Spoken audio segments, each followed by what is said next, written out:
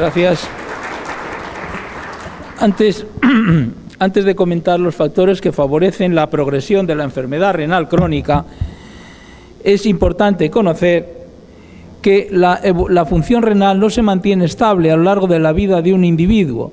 Diversos estudios han demostrado que en las personas adultas existe una caída fisiológica de la función renal que oscila entre 0,3 y 0,8 mililitros minuto, dependiendo de los estudios. Esta caída es mayor en las personas que tienen 65 años y oscila por encima de 65 años, oscila entre 0,9 y 2,7 dependiendo mililitros por minuto por año, dependiendo si son o no son pacientes diabéticos. En las personas con enfermedad renal crónica, la caída del filtrado glomerular es mayor. Datos del estudio de la modificación de la dieta en la enfermedad renal han observado una caída entre 2,3 y 4,9 mililitros por minuto por año, dependiendo de la edad, la causa de la enfermedad renal, el filtrado glomerular previo, la proteinuria y la hipertensión arterial. Y otro estudio más reciente, el estudio de Levin, publicado en 2008, en personas con enfermedad renal crónica, un filtrado glomerular medio de 33 mililitros minuto, observan una caída de 2,65 mililitros por minuto por año. Sin embargo, algunos pacientes con insuficiencia renal crónica avanzada, que no tienen factores de riesgo de progresión, que no tienen proteinuria ni hipertensión arterial, como estos pacientes del estudio de la modificación de la dieta en la enfermedad renal en estadio 4, con un filtrado glomerular entre 15 y 20 mililitros minuto, la caída es mucho menor, 0,36 mililitros por minuto por año, lo que justifica el tratamiento conservador hasta fases avanzadas de la insuficiencia renal en estos pacientes, como ya ha demostrado el estudio ideal. Pero ¿cómo se define la enfermedad renal crónica? La enfermedad renal crónica se define como anormalidades de la estructura y función del riñón presente durante más de 3 meses y que tenga implicaciones para la salud. Y estas anormalidades se definen como la presencia de al menos uno de los siguientes criterios: proteinuria, hematuria o cilindros hemáticos, alteraciones electrolíticas, anormalidades demostradas por histología, anormalidades por imagen, historia de trasplante renal o un filtrado glomerular por debajo de 60 mililitros minuto. Sin embargo, no todos los nefrólogos estamos de acuerdo que se pueda definir la enfermedad renal crónica exclusivamente con un filtrado glomerular estimado por debajo de 60 mililitros minuto cuando no se ha ajustado en relación con el sexo y la edad. Este trabajo, recientemente publicado hace 2 meses, un editorial del British Medical Journal, cuestiona esta definición en base a el criterio de filtrado glomerular por debajo de 60 mililitros minuto. Muchas mujeres por encima de 50 años de edad y muchos varones por encima de 60 años de edad tienen un filtrado glomerular por debajo de 60 mililitros minuto sin que por ello tengan enfermedad renal crónica progresiva al menos. Y además, cuando uno utiliza estos criterios, el porcentaje de pacientes diagnosticados de enfermedad renal crónica en Estados Unidos es el 15% de la población, frente a un 2% con los criterios clásicos. Y este editorial advierte de la tremenda cantidad de pacientes diagnosticados de enfermedad renal crónica con este criterio que nunca van a progresar a la enfermedad renal crónica terminal y que supone un enorme problema socioeconómico sanitario. Se llenarían las consultas de nefrología de pacientes, evitando o imposibilitando el tratamiento adecuado de los pacientes que realmente tienen una enfermedad renal crónica. Lo primero que hay que hacer cuando uno evalúa a un paciente con enfermedad renal crónica es saber que pequeñas fluctuaciones del filtrado glomerular son comunes, que no necesariamente indican progresión. Pueden ser por medicación, por el estado de hidratación, medidas, errores de medida o variabilidad biológica. Por eso las guías KDIGO definen la progresión de la enfermedad renal crónica cuando existe una caída o un descenso de categoría dentro de los estadios de la enfermedad renal, con una caída de más del 25% del filtrado glomerular. Y define la progresión rápida cuando esta caída es superior a 5 mililitros por minuto por año. Además, hay que reconocer, hay que descartar posibles factores reversibles de progresión, y entre ellos los más frecuentes, como conocen ustedes bien, la obstrucción, la disminución, la depleción de volumen, el tratamiento con drogas antiinflamatorias no esteroideos o con otros fármacos que pueden producir deterioro de la función renal, contrastes radiológicos y bloqueantes del sistema renina-angiotensina. Y además hay que identificar aquellos factores que están claramente asociados a la progresión de la enfermedad renal crónica. Algunos de estos factores no son modificables, como la causa de la enfermedad renal crónica, el nivel de filtrado glomerular, la edad, el sexo o la raza. Sin embargo, podemos actuar sobre la proteinuria, sobre la presión arterial, sobre la hiperglucemia, la dislipemia, el tabaco, la obesidad. A pesar que la causa de la insuficiencia renal no es modificable, lo que sí es modificable es la evolución en el caso de que tengamos un tratamiento etiológico específico.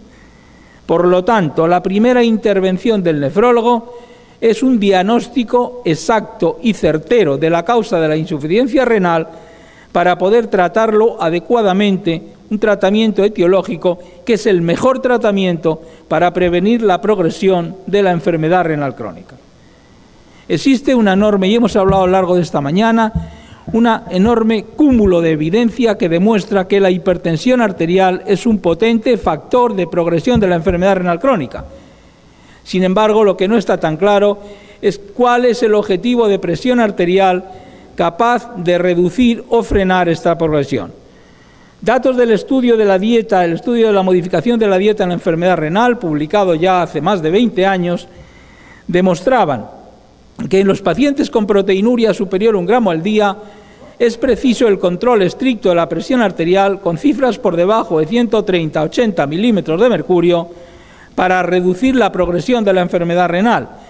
Y este estudio más reciente, el estudio de la evolución de la enfermedad renal en pacientes afroamericanos con nefropatía hipertensiva, igualmente demuestra este efecto positivo del control estricto de la presión arterial en los afroamericanos que tienen microalbuminuria. Se ha comentado ya a lo largo de la mañana y no voy a insistir en que también tenemos suficiente evidencia para demostrar que el bloqueo del sistema renina-angiotensina reduce la progresión de la enfermedad renal diabética y no diabética en los que tienen proteinuria. Y este estudio también demuestra en pacientes que tienen microalbuminuria el bloqueo del sistema renina-angiotensina, en este caso con un antagonista a los receptores de la angiotensina, es capaz también de reducir la progresión de la enfermedad renal. Por lo tanto, y esto ya se ha comentado a lo largo de la mañana, las guías KDIGO recomiendan control convencional de la presión arterial en pacientes que no tengan afectación renal y control estricto en cifras por debajo de 130 a 80 milímetros de mercurio en los pacientes con micro o macroalbuminuria, en los que además está indicado el bloqueo del sistema renina-angiotensina. Las guías europeas son más conservadoras, únicamente recomiendan presión arterial sistólica por debajo de 130 en los pacientes que tengan macroalbuminuria, pero recomiendan el bloqueo del sistema renina-angiotensina también en los pacientes con micro y con macroalbuminuria. Sin embargo, hablando del bloqueo del sistema renina-angiotensina, cuando uno compara el efecto de los bloqueantes antagonistas a los receptores de la angiotensina en estos dos grandes estudios, los dos más importantes, el renal y el IDNT, hay un efecto beneficioso sobre la caída del filtrado glomerular. Sin embargo, cuando uno compara este efecto con la caída fisiológica de la función renal, el efecto obtenido por el bloqueo del sistema renina-angiotensina es escaso y no suficiente. Por eso, y también se ha comentado por la mañana, hay estrategias que nos van a permitir maximizar el bloqueo del sistema renina-angiotensina de su efecto renoprotector. Lo primero que hay que tener en cuenta es que el efecto antiproteinúrico de los bloqueantes del sistema renina-angiotensina es dosis dependiente, de tal manera que para maximizar el efecto hay que llegar a la máxima dosis tolerada, con lo cual se consigue incrementar el efecto antiproteinúrico sin grandes efectos sobre la presión arterial. Otros autores han demostrado el efecto aditivo sobre la proteinuria de la combinación de IECA y ARA. Sin embargo, cuando uno analiza estudios controlados con endpoints más potentes, como son progresión de la enfermedad renal, duplicar la creatinina, diálisis o fallecimiento, como el estudio en Target, no demuestra beneficio de la combinación frente a la monoterapia. Sin embargo, como ya también hemos comentado, este estudio está mal diseñado. Se utiliza la misma dosis en monoterapia que en la combinación, por lo tanto, los pacientes que están en combinación tienen efecto doble de bloqueo del sistema renina-angiotensina, más efecto antihipertensivo y más complicaciones en relación con la hipotensión que puede producir el aumento de la dosis antihipertensiva. Y por eso, cuando uno analiza este estudio, las complicaciones en relación con el daño renal están basadas fundamentalmente en diálisis aguda por insuficiencia renal aguda en relación con episodios de hipotensión arterial. Comento los datos de nuestro estudio, un estudio que trata de analizar este hecho. Es mejor la combinación, la monoterapia, en pacientes con diabetes tipo 2. En este estudio sí que son pacientes con nefropatía diabética y proteinuria clínica y hemos utilizado dosis equipotentes, de tal manera que la dosis en monoterapia era el doble que la dosis en combinación y además hemos utilizado dosis óptima. Se compara 40 miligramos de lisinopril frente a 600 miligramos de irbesartán o la mitad de la dosis en combinación. Y cuando uno utiliza dosis equipotentes, cuando la eficacia del bloqueo se supone que es similar, el efecto sobre la progresión de la enfermedad renal también es similar. Lo que hemos visto es que los factores que favorecen la progresión de la enfermedad renal son la función renal previa al inicio peor y la proteinuria más elevada, como también parecía lógico. Pero además hemos visto que los pacientes con nefropatía diabética que progresan tienen niveles de aldosterona más elevados, tienen niveles de parámetros inflamatorios más elevados y sobre todo, como también he comentado, tienen niveles más bajos de vitamina D, concretamente de 25-hidroxivitamina D3. Esta diapositiva la he puesto a la mañana. Aquellos pacientes con déficit de vitamina D progresan más rápidamente que los que tienen niveles normales de vitamina D y las variables independientes son la proteinuria, la función renal peor y el déficit de vitamina D. Bueno, el porcentaje de pacientes que han tenido que ser discontinuados del estudio por problemas, por efectos adversos, es similar en los tres grupos. La mitad tuvieron hiperpotasemia, pero solamente el 5% hiperpotasemia severa y únicamente 3 pacientes tuvieron que abandonar el estudio por hiperpotasemia. Un grupo que a mí me gusta mucho, un grupo musical español, andaluz, el grupo Chambao, dicen una canción que no vale la pena andar por andar, que es mejor caminar para ir creciendo. Si no conseguimos beneficio de la combinación sobre la monoterapia, ¿para qué seguir ahí? Podemos incrementar la dosis de IECA, incrementar la dosis de ARA, pero eso no significa que tengamos que contraindicar la combinación en el caso de que creamos individualizadamente que pueda ser positiva para nuestros pacientes. Se ha comentado lo mismo con otro estudio mal diseñado, el estudio Altitud. Lo mismo, se añade a un antagonista receptor de la angiotensina como los sartán una dosis importante de alisquiren, inhibidor directo de la renina, duplican la dosis, más problemas, más efecto antihipertensivo, con lo cual el estudio tuvo que ser acabado precozmente por complicaciones en relación con la asociación de alisquiren y los sartán. Por lo tanto, y en base a estos datos, ya hemos comentado que se recomienda bloqueo del sistema renina-angiotensina en los pacientes que tengan micro o macroalbuminuria, pero que no tenemos suficiente evidencia para recomendar la combinación de bloqueantes del sistema renina-angiotensina. Lo mismo dicen las guías europeas recientemente publicadas en junio y también hace un apunte en relación con la posible contraindicación de inhibidores de la aldosterona asociado a bloqueantes del sistema renina-angiotensina, sobre todo en los pacientes con insuficiencia renal por el riesgo de hiperpotasemia. Bueno, existe muchos trabajos epidemiológicos observacionales que demuestran que la hiperuricemia puede favorecer el desarrollo y progresión de la enfermedad renal crónica. Sin embargo, tenemos poca evidencia que demuestre un efecto causal. No tenemos estudios de intervención que demuestren con una evidencia de alta calidad que reduciendo los niveles de ácido úrico prevenimos la progresión de la enfermedad renal. Quizás el estudio más importante desde el punto de vista de tamaño es el estudio de nuestro grupo, publicado hace 2 años, en que analizamos el efecto de reducir mediante alopurinol los niveles de ácido úrico sobre la progresión de la enfermedad renal crónica. Eran pacientes con enfermedad renal crónica estables que fueron randomizados a alopurinol o placebo. Fíjense, en los pacientes del grupo control, el filtrado glomerular cae aproximadamente 3,4 mililitros por minuto a lo largo de la media de 2 años de seguimiento. Sin embargo, en los del grupo alopurinol sube un poquito.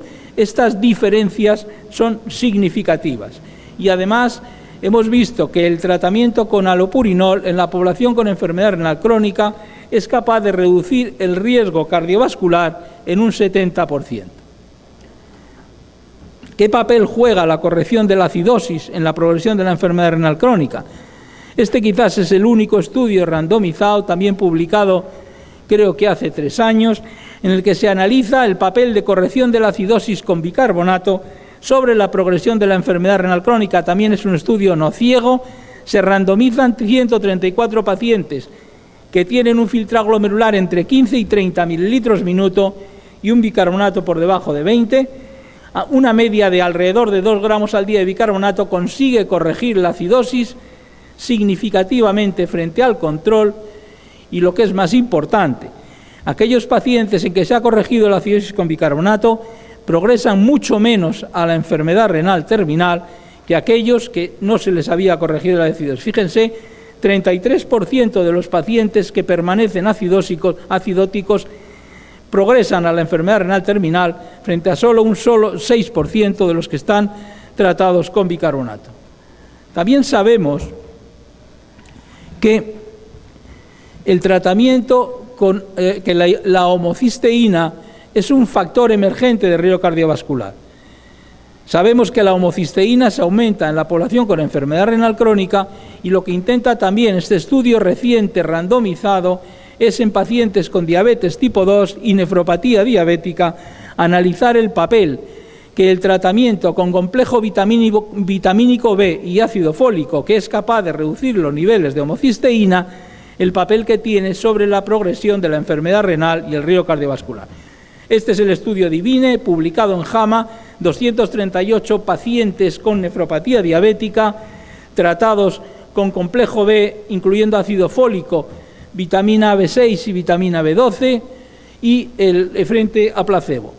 Fíjense, el tratamiento con complejo B reduce significativamente los niveles de homocisteína, pero a pesar de ello, no solamente no consigue reducir el filtrado glomerular, sino en que aquellos pacientes tratados con complejo B progresan de alguna manera más rápidamente a la enfermedad renal que los que no estaban tratados. La mortalidad es similar, aunque también se observa que el riesgo cardiovascular, el desarrollo de infarto, accidente cerebrovascular o mortalidad por todas las causas aumenta significativamente en los pacientes que están en tratamiento con vitamina B. Esto ya lo habíamos visto en el estudio HOPE. El estudio HOPE, publicado hace aproximadamente 8 años, que comparaba también el papel del ácido fólico en pacientes de alto riesgo cardiovascular, tampoco demostró beneficio del ácido fólico, sino que también en este estudio se observó que aquellos pacientes tratados con ácido fólico tenían más riesgo cardiovascular que los no tratados.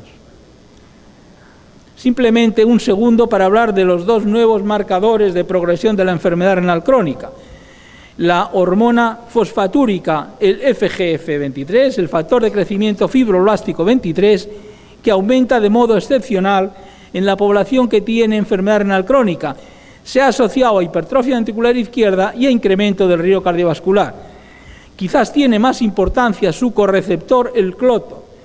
Cloto es la hija de Zeus que hilaba con su rueca las fibras de la vida. Cloto se considera la hormona en relación con el envejecimiento. Los niveles de cloto descienden en la población con enfermedad renal crónica y eso se ha asociado claramente a envejecimiento celular, a calcificación vascular y a fibrosis renal. Por lo tanto, estos 2 marcadores noveles pueden también servir para analizar la progresión de la enfermedad renal crónica. Hay algunos estudios, el estudio MMKD, el estudio de enfermedad renal crónica leve o moderada, es un estudio alemán que demuestra que hay una correlación entre los niveles de FG23 y el filtrado glomerular, y que además los análisis de COR revelan que el FG23 predice independientemente la progresión de la enfermedad renal crónica. Y también este estudio más reciente, publicado hace un año, el FG23, los niveles de FG23 se asocian en pacientes con nefropatía IgA a mayor proteinuria y a mayor progresión de la enfermedad renal crónica. No vamos a hablar de otros factores. Claramente no puede haber estudios controlados del tabaco, no podemos someter a unos pacientes a fumar y a otros no sería nada ético, pero lo que sí sabemos es que aquellos que fuman y los que más fuman tienen más riesgo de desarrollar enfermedad renal crónica, como también los obesos. Este es un dato del Kaiser permanente con 352.000 personas. El riesgo de desarrollar enfermedad renal se relaciona clara y progresivamente con el índice de masa corporal. Ya se ha comentado esta mañana que la población con enfermedad renal crónica suele ser no diper, suele no tener la caída fisiológica de la tensión arterial por la noche, por lo tanto, durante más tiempo al día mantienen tensión arterial más elevada y en esta población el riesgo cardiovascular es mayor. Este estudio también es de un grupo español que analiza el papel que podría tener el tratar la hipertensión por la noche, en que una de las pastillas antihipertensivas se den por la noche en 660 pacientes con enfermedad renal crónica e hipertensión seguidos durante 6 años. Y fíjense que en aquellos pacientes en que se cambia la medicación antihipertensiva y una de las pastillas se les da por la noche para intentar corregir de alguna manera el efecto no diper, tienen mucho menos riesgo de eventos cardiovasculares, de infarto de miocardio, accidente cerebrovascular o de muerte de causa cardíaca. No voy a hablar de terapias potenciales, han hablado esta mañana, prácticamente todas ellas no están demostrando ningún efecto. Este es un carbón activado que utilizan los japoneses, pero que en los metaanálisis realizados no ha demostrado efectividad. La bardosolona se ha comentado esta mañana que ha hecho agua. El estudio más importante ha demostrado que produce más complicaciones que beneficio. Estamos pendientes de algunos antifibróticos como la pirfenidona, que se utiliza ya con éxito en el tratamiento de la fibrosis pulmonar idiopática, sin embargo todavía no tenemos estudios. Y en tanto en cuanto no tengamos estudios controlados que nos demuestren que tenemos fármacos capaces de reducir la fibrosis intersticial y el daño glomerular o la glomerulosclerosis, lo único que podemos hacer para prevenir la enfermedad renal crónica es, primero, diagnosticar perfectamente a nuestros pacientes, tratarlos etiológicamente con el fármaco más adecuado, que es la principal manera de frenar la progresión de la enfermedad renal crónica, y posteriormente intervenir para frenar los factores de progresión, como es el control de la presión arterial. En cifras, si tienen micro-macroalbuminuria, control estricto por debajo de 130-80 milímetros de mercurio, bloqueantes del sistema renina-angiotensina en los pacientes que tengan proteinuria, utilizar alopurinol si hay hiperuricemia, bicarbonato para corregir la acidosis, evitar el tabaco, normalizar el peso.